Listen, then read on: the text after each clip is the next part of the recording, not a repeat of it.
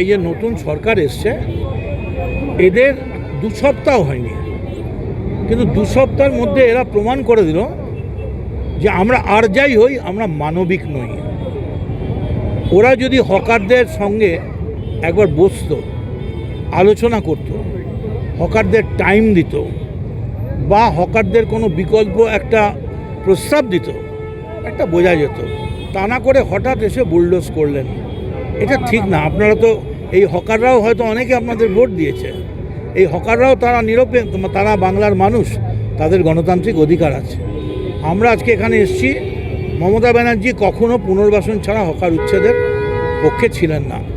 আমরা খুব শান্ত মনে যেটা বলতে চাইছি শুভেন্দুবাবুকে, এটা ঠিক যে শুভেন্দুবাবু নন্দীগ্রামে জিতেছেন, কিন্তু উনি ভুলে গেছেন ভারতবর্ষের সংবিধান অনুযায়ী, আম্বেদকরের সংবিধান অনুযায়ী উনিও একজন এমএলএ, আমিও একজন এমএলএ।